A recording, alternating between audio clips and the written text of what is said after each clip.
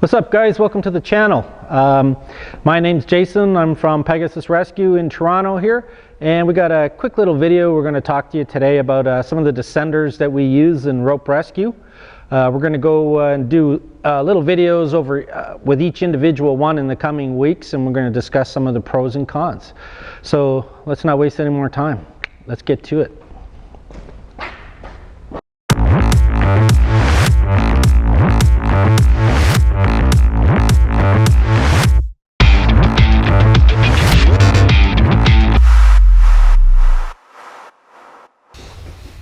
All right, guys, welcome to the, I guess our storage cache room.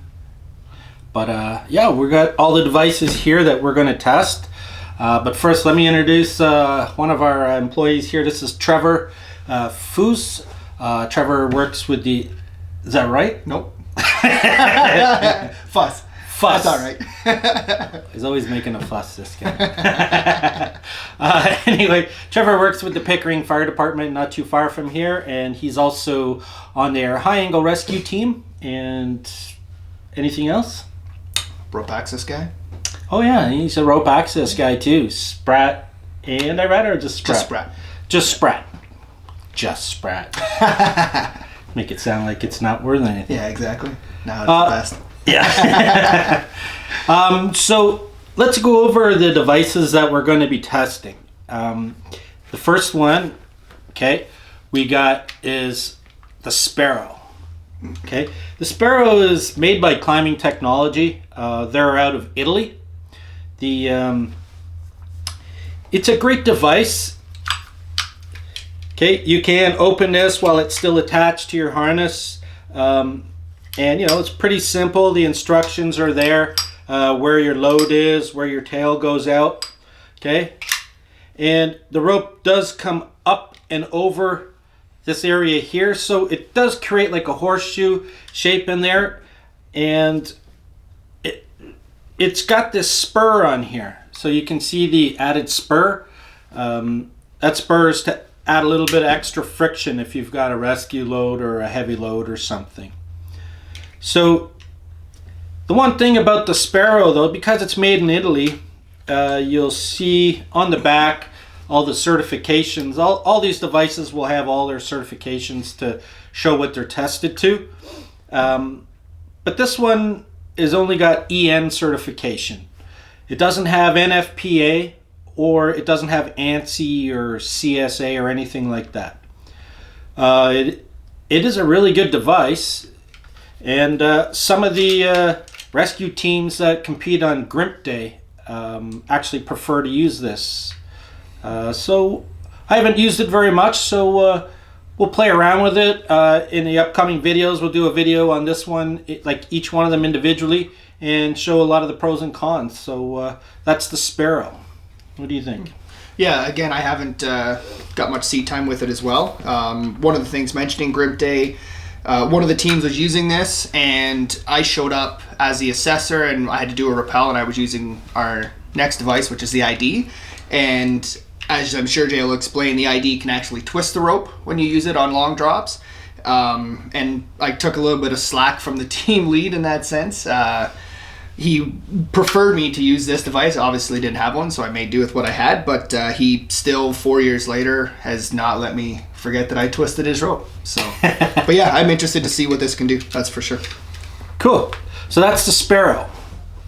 Next one is a very popular device. It's like almost everybody in the rope access or high angle rescue world has used this device. It's made by Petzl. And this is the new ID. This is the one that just came out, I think in 2019, end of 2019. Few changes inside. It's got a square style cam instead of I guess it was like a rounder style cam in the old one. No more button on the top here. And has an auto locking, like auto closing handle, which is a great feature, which we didn't talk about on this one. This one also has it. The Sparrow was one of the first devices to have the auto lock feature. Now it does have a park feature, but it does. It's as soon as you take your hand off the handle, this one automatically goes into a lock position.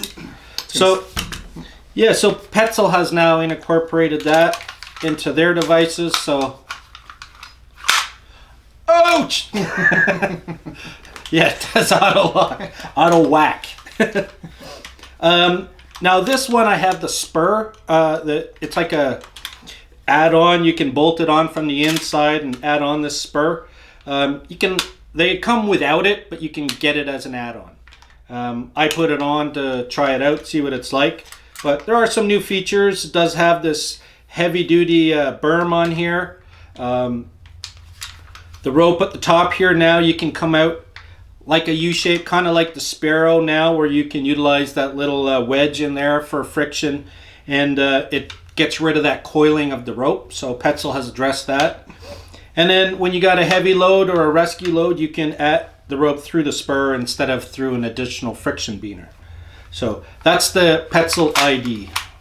I like it. That automatic handle is gonna stop a lot of discrepancies on test day, I'm sure. Yeah, if any of you guys have been on a Sprat course and got a discrepancy for not locking your descender, fixed. So next one is, this is called the Petzl I'd Evac. Okay, it's called Evac for a reason. It's for evacuation. It looks identical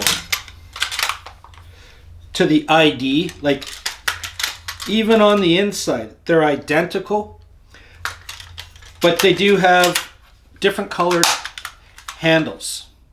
Okay, so the thing with the Evac is it's designed when you're hauling for overhead environments, when you're doing a hauling and lowering scenario.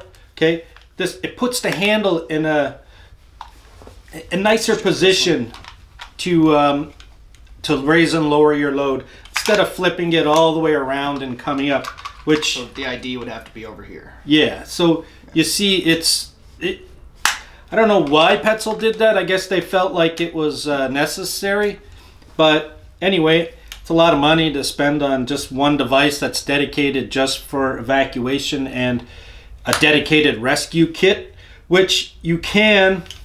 There is a screw inside the handle there, if you can see that.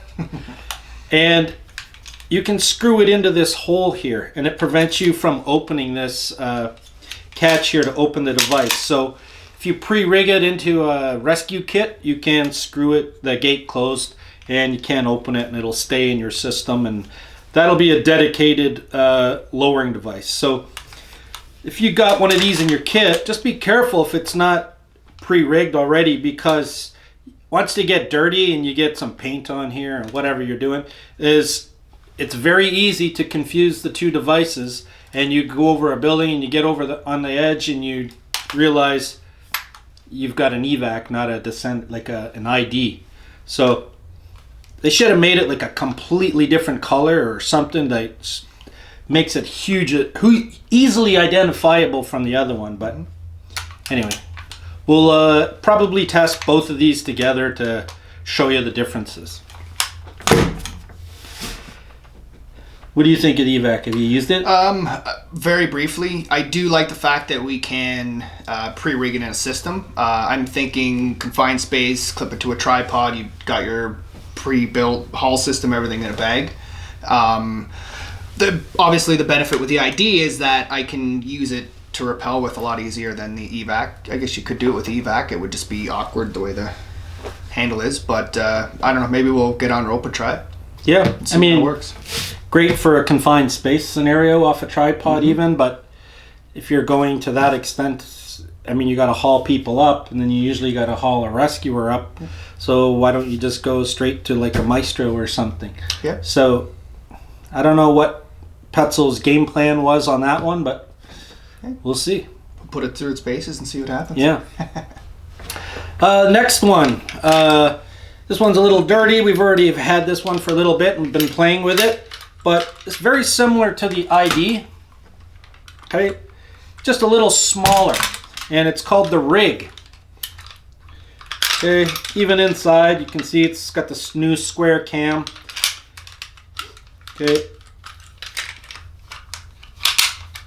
Now the rig is a little smaller. It doesn't have all the safety features as the ID, but still a fantastic device. It doesn't have the panic feature. If you were to pull the handle too far, it doesn't have that feature built into it. But great little compact device. Usually when we're teaching courses, it's only level 2s and 3s we allow to use this because it doesn't have the safety features. If you rig this in backwards, you could easily just descend straight to the ground. So that's why it's for more advanced users. But all these devices so far are for 11 mil rope, for 10.5 to 11 mil rope. And same as the last device here that we're going to talk about, which is brand new. Well, it's been around for a little while. You've probably seen lots of pictures of it on the internet and on Instagram and whatnot. But it has finally arrived in Canada. Yes, we just got them yesterday. So happy to add this into our little showdown. And this is the CMC Rescues Clutch. And it's made by Harkin Industrial. Big stamp on there, made in the USA. Not in coronavirus territory. So it's coronavirus free. Anyway, this is the new clutch from Harkin. You'll see a lot of the ones had square cams and different shaped cams in there. And this one is a full circular geared cam in here. So you hear that ratchet sound? So it does have that ratcheting mechanism, and it still has, I gotta unlock it, but you can still see the way it binds on the rope here and it releases, so it does allow movement of the cam in there. So really cool device, just got it, so I'm excited to try this out. Now inside the plate it has all the certifications for this one, and it is rated for ANSI. It's got an EN certification, and it also meets NFPA G rated, which is unusual because this is only for 11 mil rope right now. So most high angle rescue, like G rated gear for the fire departments, use 13 mil rope, 12.5 to 13. And it's very rare you get 11 mil rope. Is usually designated for technical use only. So 11 mil rope rated, and the device is rated for a G load. It's also rated for a 2-person rescue load. So pretty amazing. This has been a lot of hype on this device in the last little while with the Grimp Day and that. So a lot of rescue teams got to play around with this already. So we're excited to try it out and play with it and see where it goes. Add one to my kit bag. Yeah, exactly. You'll notice there is a screw up in the handle here as well. That screw, you can take it out and it goes into this hole. So you can also rig this into a system if you want to lock it in as a designated rescue kit. So that's the new CMC Clutch. And it's, again, made by Harkin Industrial. Yeah, one thing I like about it that you mentioned, Jay, is the NFPA stamp. A lot of fire service still will only use equipment that have that NFPA stamp. So to me, this makes logical sense because you can lower with it, you can raise with it, you can descend with it. And yeah, I'm really excited to get to put this thing through its paces and see what it can do. Now, I should be fair and announce too that this with all these devices, the IDS, ID Evac, and the Rig. Now we are missing one. Okay, there is an IDL. The IDL is the NFPA rated one. This one is NFPA rated, but there is a red one as well, and that's the IDL, and it's almost identical to this, except it's rated for 12.5, 13 mil rope. So it's just a little larger rope, but it's identical inside. Okay. It doesn't have the swing gate either. Yeah. On the big one, but the new ones do. Oh, perfect. Yeah, the new one. Right, they got rid of that pull test, Yes. so it's good. The old IDL never used to have the gate where you could open it while it's still connected. You had to physically take it out of the system, rig it, and then put it back in. And now, because of rope rescue from Spratt and Irata and everything, a lot of advances in rescue techniques. So they really like that feature where you can keep it in the system, rig it in, and lock it in. That's great. And you never have to worry about dropping the device when you're at height. So, all right, last one. The Maestro. Now, this isn't really considered an individual descender, but you can use it as an individual descender. It's just a little big and cumbersome. Inside, it does have a round cam, just like the clutch. And let me just unlock this. You hear that ratchet mechanism? It sounds just like the clutch. So these rounded cam ones, they have a ratchet mechanism inside, and as you haul something up or whatever, you can actually physically hear it ratcheting, so you know that it's in the progress capture mode. So the ratchet will only go in one direction. And they've made it really simple to feed your rope into it to set it up. You know, it's all labeled anchor or your load, and then your free end over here. They didn't put a catch like here though, where you could have this already rigged in and open your side plate. You got to physically take it right out. So anyway, that's the Maestro. So we will play around with this in one of the videos too, but I think it's only fair that I brought this one out. This is also by CMC Rescue. And everybody that's in high angle rescue knows what this device is. This is the MPD. Okay. Fantastic device. The pulley inside is like very efficient. Okay, there's no ratcheting noise, but it's like a very high efficiency pulley in here, so it's fantastic for raising the heavy loads. It is a little bit confusing to load, which troubles a lot of people, especially fire departments that have not used it in like 6 months, 8 months, whatever. They don't use it very often. So when they come to it and they're like, spend 20 minutes trying to figure out how to put your rope in, you know, that's wasting valuable time. But has a parking brake feature, so when you let go and you stop, you can lock it so that there's no way to lower it. Unless you take the parking brake off, and then to lower it, you got to raise and twist the handle.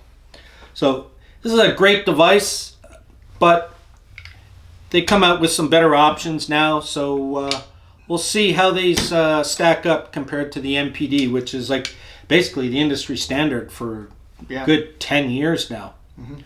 So I think when we do the Maestro, we will put it up against the MPD, and we'll see how it fares. What do you think? I like it. How do you've used this one a lot? A lot, yeah. Yeah, that's like you said. That's pretty much fire service go-to, the MPDs.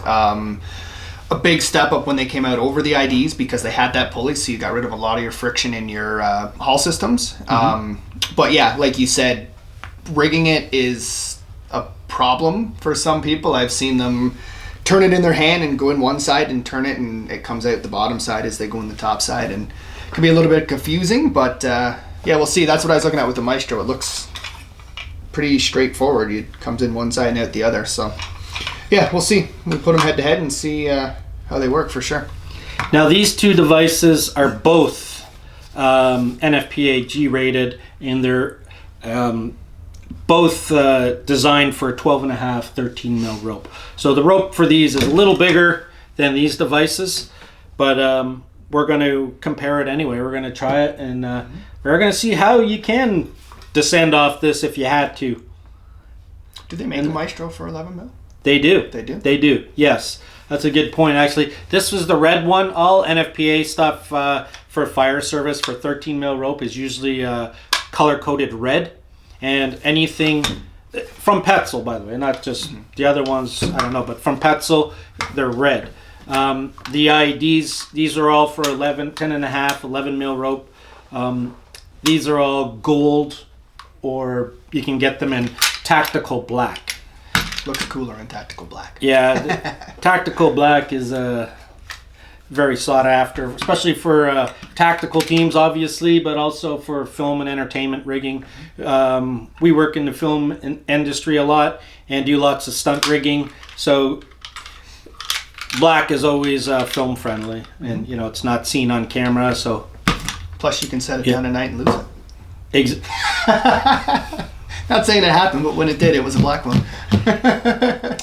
Yes, that's the fun thing about being a business owner is and having lots of cool kit. A lot of it goes missing. All right, so these are going to be the devices we're going to be testing in the next couple days. So stay tuned. Make sure to put your notifications on and watch for the newest videos. But I think we're going to start off with the Sparrow and work our way down. And we're going to test it out in all different kinds of scenarios and find the pros and cons, what we think of each. So if you've used any of the devices, by all means, share it in the comments below. And make sure if you like the video, give it a thumbs up. And don't forget to subscribe. Anything else you want to add in there? No, I think you pretty much nailed it. Sweet. Thanks for watching, guys, and we'll see you very shortly on the next one. I need a beer.